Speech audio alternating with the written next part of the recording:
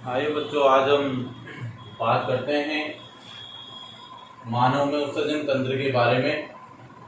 इससे पहले कि हमने मानव में हृदय के बारे में, धमनी शिरा में अंतर पढ़ चुके हैं।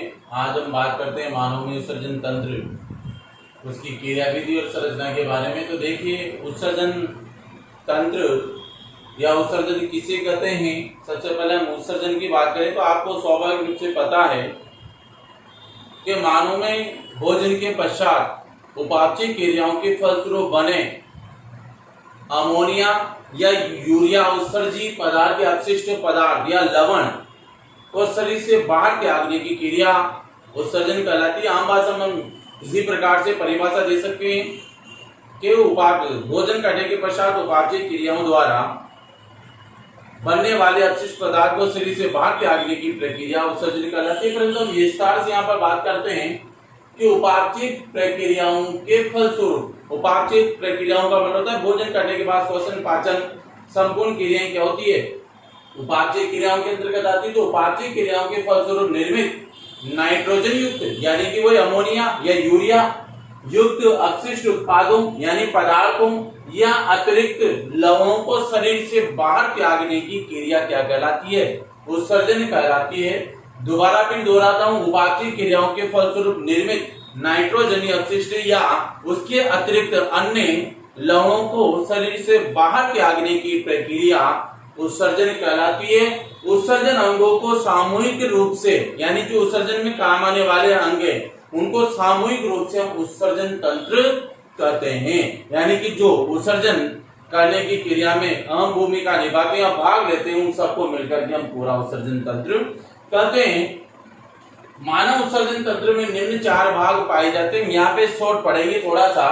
यहाँ सबसे पहले इसमें 4 भाग, एक तो वृक्क, मूत्रवाहिनियां, मूत्राशय और मूत्र भाग, 4 भाग आते हैं। इन चारों से मिलकर के मानव में उत्सर्जन तंत्र का निर्माण होता है। सबसे पहले बात करें कि मानव में सबसे पहले आता है वृक्क। मानव उत्सर्जन तंत्र में आप चित्र में देख सकते हैं, ये बायां वृक्क, ये दायां वृक्क। इसके बाद ये महाधमनी है जो इसमें से रक्त को लेके आती है, ये बाई मूत्रवाहिनी। इसके बाद यहाँ पर दाई मूत्रवाहिनी, ये महाशिरा, मूत्राशय, मूत्रमार्ग, अवरोधनी पेशियां, हाइलम। यानी कि जहां वृक्क के गर्त यानी कि बीच वाला जो भाग होता है, जो धसा हुआ भाग है, उस धसे हुए भाग को हम क्या कहते हैं, हाइलम कहते हैं। तो यहाँ पर हम बात करेंगे कि मनुष्य में एक जोड़ी वृक्क पाए जाते हैं, दायां वृक्क और बायां वृक्क, एक जोड़ी है। ये दोनों वृक्क उदर गुहा या उदर का मतलब होता है पेट में कशेरुक दंड, यानी कशेरुक दंड का मतलब हमारे रीढ़ की हड्डी की जो निचला हिस्सा है पीठ के पीछे आगे से, उसके दोनों ओर स्थित होते हैं, लेफ्ट एंड राइट। यहाँ पर ये स्थित होते हैं जिसको दायां वृक्क और बायां वृक्क बोला जाता है। ये तो इनके बारे में बात। इसमें अगर हम विस्तार से बात करें तो लगभग 75 से 80% ये वृक्क अपशिष्ट पदार्थों का क्या करते हैं, निस्यंदन करते हैं, यानी इनको बाहर निकालने का कार्य करते हैं।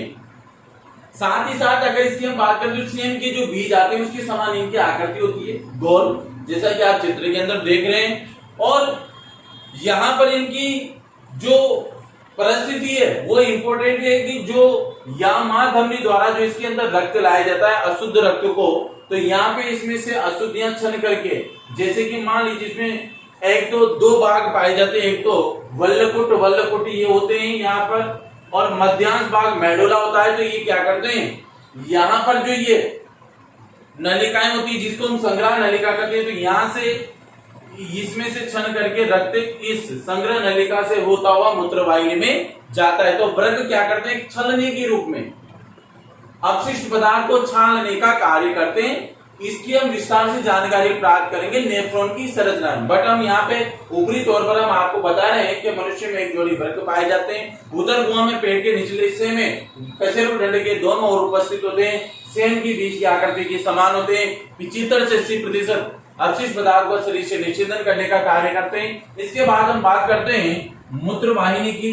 मूत्रवाहिनी जैसा कि यहाँ पे लिखा हुआ है, ये मूत्राशय है, ये बाई मूत्रवाहिनी और ये दाएं मूत्रवाहिनी। तो ये दोनों मूत्रवाहिनी जो वृक्क से निकली हुई, एक तो ये जा रही और एक ये जा रही, ये दाएं मूत्रवाहिनी और ये बाईं मूत्रवाहिनी, यानी एक जोड़ी ये वृक्क से निकल कर, यानी एक जोड़ी का मतलब दो मूत्रवाहिनियां ये वृक्क से निकल करके मूत्राशय तक जाती है। ये देखिए बाएं वृक्क से भी जा रही है मूत्राशय तक, ये दाएं वृक्क से भी जा रही है, दोनों तरफ से दोनों मूत्रवाहिनियां मूत्राशय में जाकर के खुलती है।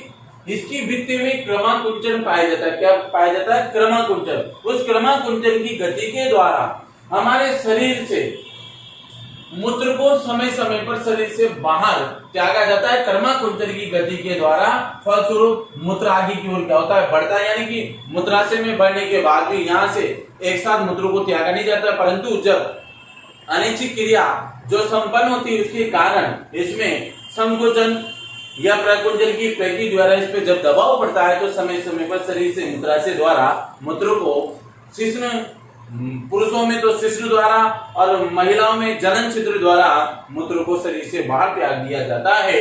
तो यहाँ पर क्या होता है? ये क्रमाकुंचन क्यों होता है इसमें? क्योंकि जब अपशिष्ट थैलेनुमा संरचना, यानी कि मूत्राशय एक हमारे शरीर के थैलेनुमा संरचना होती है जिसमें सारा मूत्र मूत्रवाहिनी द्वारा इसके अंदर आकर के एकत्रित हो जाता है। जब इसके अंदर क्रमाकुंचन की गति होती है, यानी सिकुड़ता है, फैलता है, तो जब इस पर दबाव बढ़ता है, आवश्यकता से अधिक अपशिष्ट बढ़ जाते हैं, तो यहाँ से अवरोधनी पेशी द्वारा पौष्टिक तत्व या पोषक तत्व तो वो तो अवशोषित कर लिए जाते हैं, बाकी अपशिष्ट पदार्थ को यहाँ से क्या किया जाता है? शिश्न मार्ग से, पुरुषों में शिश्न मार्ग द्वारा और महिलाओं में जनन छिद्र द्वारा इसको शरीर से बाहर त्याग दिया जाता है। तो इसको हम कहेंगे मूत्रवाहिनी। मूत्रवाहिनी का काम भी संपन्न होता है। अब आता है मूत्राशय। अब देखिए ये उदर गुहा के निचले भाग निश्चित होता है, ये रहा मूत्राशय, नीचे स्थित है। मूत्राशय में मूत्रवाहिनियां आकर के खुल रही है, दोनों आ रही, बाएं मूत्रवाहिनी और दाएं मूत्रवाहिनी, इसमें आकर के खुलती है। वैसे मूत्र को क्या किया जाता है? संग्रहित, यानी मूत्रवाहिनियों द्वारा मूत्र को सीधे मूत्राशय में एकत्रित किया जाता है। और ये मूत्राशय क्या होता है? थैलेनुमा संरचना होती है और लगभग इसमें जितना भी अपशिष्ट होता है इसी मूत्राशय में आकर के छना हुआ अपशिष्ट पदार्थ इस मूत्राशय में आकर के भर जाता है। जब इसमें क्रमाकुंचन की गति होती है तो समय समय पर अनिच्छिक क्रियाओं द्वारा शरीर से मूत्र को बाहर त्याग दिया जाता है। इसके बाद हम मूत्राशय से मूत्र किसमें जाता है? मूत्राशय का पश्च भाग जो होता है, ये लास्ट वाला जो भाग है वो सकरा होता है, आगे जाकर के एक नलिका रूपी संरचना में परिवर्तित हो जाता है। नलिका रूपी संरचना बिल्कुल सक्रिय होती है। महिलाओं में जनन मार्ग, जनन छिद्र होता है और पुरुषों में शिश्न होता है। तो मूत्राशय का पश्च भाग सकरा होकर एक पत्ती नलिका में परिवर्तित हो जाता है, जिसे हम क्या कहते हैं? मूत्र मार्ग कहते हैं। देखिए यहाँ से थैलेनुमा संरचना आगे चल करके ये सक्रिय नुमा एक नलिका में परिवर्तित हो जाता है। पुरुषों में ये जनन अंग शिश्न में जाकर के खुलती है, एक नलिका रूपी संरचना एक छिद्र के रूप में, और महिलाओं में एक ये जनन छिद्र के रूप में बाहर खुलती है, जिससे समय समय पर मूत्र को शरीर से बाहर त्याग दिया जाता है। तो ये संपन्न होता है हमारे मानव में उत्सर्जन तंत्र और उसकी संरचना और कार्यविधि। हम चित्र के आगे बात करें तो देखिए यहाँ पे, यहाँ से ये महाधमनी अपशिष्ट रुधिर को इसमें लाती है, यहाँ से रुधिर वृक्कों में जाता है, वृक्कों से इसको क्या किया जाता है? वृक्कों द्वारा ब्लड यानी कि खून में से अपशिष्ट पदार्थ को अलग कर लिया जाता है और जो शुद्ध पदार्थ होते हैं उनको अवशोषित कर लिया जाता है। पोषक तत्वों को तो लाल रक्त केशिकाओं द्वारा या रक्त केशिकाओं द्वारा उसको अवशोषित कर लिया जाता है। अपशिष्ट को निषेधन क्रिया द्वारा यहाँ से संग्रह नलिका द्वारा मूत्रवाहिनी से होते हुए मूत्र मार्ग में इसको अपशिष्ट पदार्थ को भेज दिया जाता है। इस प्रकार से आपके शरीर के अंदर अपशिष्ट पदार्थों का निषेधन वृक्कों द्वारा होता है, क्योंकि मां धमनियां इसमें आगे खुलती है और धमनियों में होता है रक्त और रक्त में होते हैं अशुद्ध पदार्थ, जो यहाँ से ये दोनों वृक्क छलनी का कार्य करते हैं। तो रक्त में से अपशिष्ट पदार्थ छल करके तो संग्रह नलिका से होते हैं मूत्राशय में, मूत्रवाहिनी द्वारा मूत्राशय में चले जाते हैं, वहां से त्याग दिए जाते हैं। और यहाँ पर जो आंतरिक इसके